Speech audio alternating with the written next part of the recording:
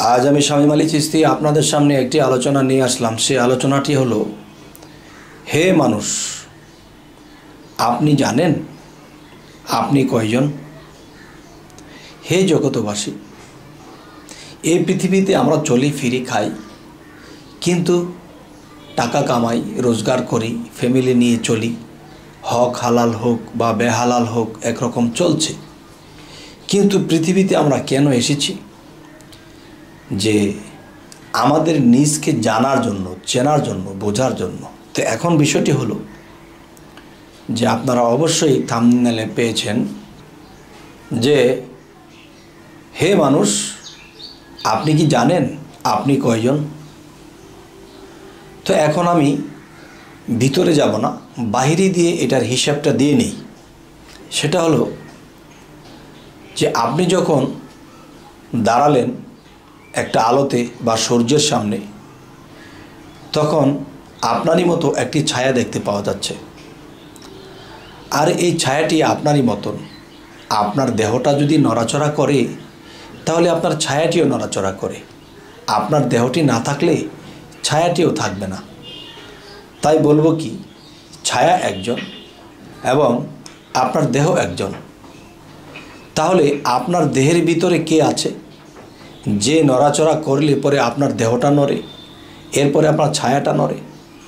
তাহলে বাহ্যিক ব্যাখ্যাতেও যদি যাই, তবু আমরা খুঁজে পাই যে আপনি একজন মানুষ, আপনি একাই তিনজন। হে জগতবাসী, জানি না এই কথাগুলো আপনারা কোন জ্ঞানে নেবেন এবং কোনভাবে এটাকে হিসেব মিলাবেন। তবে হ্যাঁ, এটা বাহিরের কথাটি বোঝানো হলো যুক্তি দ্বারা। এবার আসব বিভিন্ন শাস্ত্র দ্বারা এই কথাগুলো বলা হবে। যেমন আমাদের মধ্যে যদি আছি, তাহলে আমার মাথার সাইড এবং সিনার সাইড এবং যে আমাদের তলপেটের এরিয়ার সাইড, তাহলে মাথার সাইড যদি যাই তাহলে আল্লাহ, সিনার সাইড যদি আসি তাহলে নবী, যদি আমরা পেটের নিচে যাই তখন দেখা যায় আদম। তাহলে আল্লাহ, নবী, আদম এই তিনজনই মিলে হয়েছে। তবে আজকের যে আলোচনাটি, আল্লাহ, নবী, আদম এই তিনজনে মিলে যদি হয় একদম, তাহলে আমার মানব দেহের ভিতরেই কিন্তু আমি একাই তিনজন। হে জগতবাসী, আরও একটি বিষয় হলো, এটা আমাদের শাস্ত্রে, মুসলমান শাস্ত্রে দিয়ে বলা হলো যে আল্লাহ, নবী, আদম এই তিনজনে মিলে হয় একদম। আচ্ছা, তাহলে অন্য শাস্ত্রে যদি যাই, তাহলে আমার মাথার সাইড ব্রহ্মা, সিনার সাইড বিষ্ণু এবং আমাদের পেটের নিচের সাইড শিব। যেরকম ব্রহ্মা, বিষ্ণু, শিব তিনে মিলে হয় এক জীব।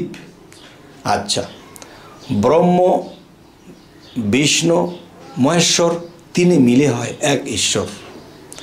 তাহলে আমাদের দেহ গঠনের মধ্যে যদি আমরা যাই, তাহলে আমরা বুঝতে পাই কি, যে আল্লাহ, নবী, আদম এই তিনজনে মিলেই একটি দম। আর এই একটি দমের মধ্যে তিনজন বিরাজ করতেছে। আর একজন যদি আমার মধ্যে অচল হয়ে যায়, তাহলে আমার দেহ টিকবে না, আমি পড়ে যাব। আচ্ছা, এবার আসি যে ব্রহ্মা, বিষ্ণু, শিব তিনটা মিলে একটা জীব দেহ হয়েছে। এই জীব দেহটা একটা ছাড়া চলবে না। তবে আবার এই জীব দেহের ভিতরে আত্মা বা রুহ যে আছে, এই রুহটা এই তিনজনের মধ্যে বিরাজ করতেছে। যেরকম আল্লাহ, নবী, আদম এই তিনজনে মিলে যদি হয় একদম, তবে এই তিনজনের ভিতরেই রুহ একজন। আচ্ছা, তাহলে আমরা রুহটাকে আমরা দেখা গেছে ওইভাবে হিসেব করতে পারবো না।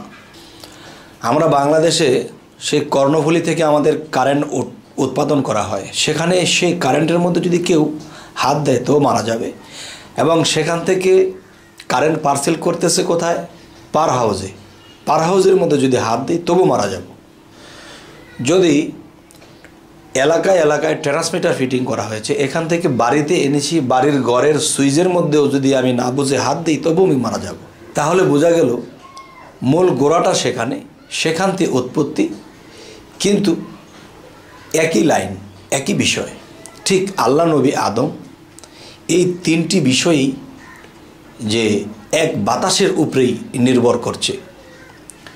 আচ্ছা, এই জন্যই বলা হয়েছে আল্লাহ নবী আদম এই তিনজনে মিলে একদম ঠিক তেমন করে রুহু যে বিষয়টা, একটি রুহু সারা বিশ্বব্যাপী সমস্ত মানবজাতি, সমস্ত মাখলুকাতের মধ্যে একটি রুহু বিরাজ করে।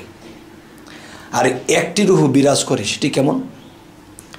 যে সৃষ্টির দিকে লক্ষ্য করতে বলা হয়েছে। আল্লাহ কি বলেছে কোরআনে, হে জগতের বান্দা ও বান্দিগণ, তোমরা যদি আমাকে চিনতে চাও, জানতে চাও, বুঝতে চাও, তাহলে আমার সৃষ্টির দিকে লক্ষ্য করো।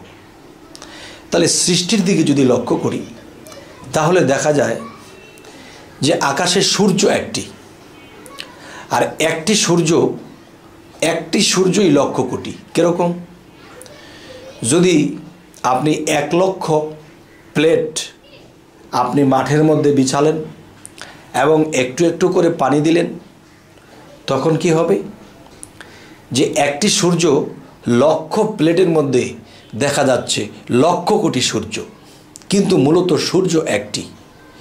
ঠিক সমস্ত মাখলুকাতের মধ্যে এই রুহু এভাবে বিরাজমান। তবে এভাবে যে বিরাজমান হয়েছে, তো আমরা যে কাজ করতেছি, চলতেছি, ফিরতেছি, খাইতেছি, সেই রুহের শক্তিতেই করতেছি। কিন্তু রুহের শক্তিতে যদি করে থাকি তাহলে আমার কিসের পাপ? এটা একটা কথা আসে না? না বাবা, এখানে আরও একটু বোঝার আছে। আরও একটি বোঝার আছে। কীরকম? যেমন আমি যদি সেই প্লেটের মধ্যে সূর্য দেখা যায়, এখানে যদি আমি ময়লা আবর্জনা উপরে দিয়ে দিই, তখন কিন্তু সেই সূর্য দেখা যাবে না। ঠিক মানব দেহের ভিতরে যে রুহু আছে, এই রুহুটাকে আমরা দেখি না কেন? এই কারণেই দেখি না, পৃথিবীতে এসেছি, লোভ লালসায় মেতে গেছি, খারাপে আমরা মেতে গেছি, অর্থনীতি কামাইতে যাই একজনের মাথায় বাড়ি দিতেছি। এই সমস্ত পাপের ময়লা যখন আমার সেই পানিরূপে প্লেটের উপরে পড়ে আছে, তখন সেই সূর্যটা দেখা যায় না। তাই আমরা যদি সেই নিষ্পাপ হতে পারি এবং নিজেকে পবিত্র করতে পারি, যেমন আল্লাহ কোরআনে এই কথাটিও বলেছে যে নিজেকে পবিত্র করলো সেই সফল কাম। এটা কি পানি দিয়ে ওযু করে পবিত্রের কথা বলা হয়েছে? না, এটাকে বলা হয়েছে যে এই পৃথিবীতে যারা নিজেকে শুদ্ধ এবং পবিত্র করবে এবং আত্মার মধ্যে যে পাপের ময়লা পরিষ্কার করে ফেলবে, তখন তার ভিতরে চকচকা ভাবটা এসে যাবে। তার জ্ঞানের যে পানিটা, এটা ক্লিন থাকবে। তখন কি হবে? তখন যেমন পরিষ্কার পানির মধ্যে একটা ঝলমলে একটা সূর্য দেখতে পাওয়া যায়, ঠিক মানুষের ভিতরে এই রুহুটা কেউ দেখতে পারে যদি সে নিজেকে পবিত্র করে। সুবহানাল্লাহ। তবে হে জগতবাসী, আজকে আমি যে কথাটি আলোচনা করলাম, কেন করলাম? এই কারণেই করলাম যে মানুষ অনেক সময় বলে থাকে যে আল্লাহ এক, তাহলে রুহুটাও তো এক। তাহলে রুহুটাও এক, আল্লাহও এক। তার মানে যে আপনার দেহের স্রোত কি? মানব স্রোত। আপনার রুহের স্রোত কি জানেন? তাহলে যেই স্রোতই হোক, আমি অগ্রিম বলাটা অতটা ঠিক হবে না। যদি কেউ সাধন দেশে যায়, সেই ব্যক্তি কিন্তু একদিন সেই রূপ দেখতে পায়। তো সাধন করে দেখাটাই ভালো। অগ্রিম কিছু কিছু জিনিস নিজের মধ্যে আটকা রাখতে হয়। তো তবু আমি কিছু কথা বলবো আপনাদের সামনে নির্ভয়। সে কথাটি হলো যে ঘরেরই চাবি পরেরই হাতে। যে আমি যে আমার ভিতরে যে ময়লা সাফ করব, আমার ঘরে ঢুকে যে আমি সে ময়লা সাফ করব, সেই ঘরে ঢুকতে হলে কিন্তু সেই ঘরটি তালা মারা। আচ্ছা, সেই তালার চাবি একজন মুর্শিদের হাতে। সেই মুর্শিদ যদি আমাকে সেই তালাটা খুলে দেয়, তখন ঘরের ভিতরে যখন দেখব যে একদম ময়লা আবর্জনায় ভর্তি হয়ে আছে, তখন গুরুজি আমাকে সাধনা দেবে, ভজনা দেবে। তখন সেই সাধন ভজন দ্বারা আমি সেই ময়লাকে পরিষ্কার করে একদম ক্লিন করে দেব। তখন কি হবে? আমার মধ্যে সেই জ্ঞানের উদয় হবে। আর জ্ঞানের সাথে পানির তুলনা করা হয়েছে। তখন সেই চকচকে পানির দিকে যখন লক্ষ্য করা হয়, তখন দেখবেন যে অনেক কিছু এটার মধ্যে ছায়ারূপে দেখা যাচ্ছে। ঠিক সূর্যটাকে যেরকম প্লেটের মধ্যে ক্লিয়ার দেখা যাচ্ছে, ঠিক তেমনি করে যে নিজের ঘরটাকে, দেহঘরটাকে পবিত্র করবে, আত্মাটাকে পবিত্র করবে, তখন সে নিজের ঘরে বসে সেই রবকে দেখতে পাবে। আল্লাহর কাছে লাখো কোটি শুকরিয়া যে আমি আজ আপনাদের সামনে এই আলোচনাগুলো করতে পেরেছি। তো হে জগতবাসী, আমাদের এই চ্যানেলের আলোচনা যদি আপনাদের ভালো লাগে তো অবশ্যই সাবস্ক্রাইব করে রাখুন, পরবর্তীতে আমাদের ভিডিওগুলো আপনি পেয়ে যাবেন। তো আজ এ বলেই রাখবো, সকলেই ভালো থাকবেন। আল্লাহ হাফিজ।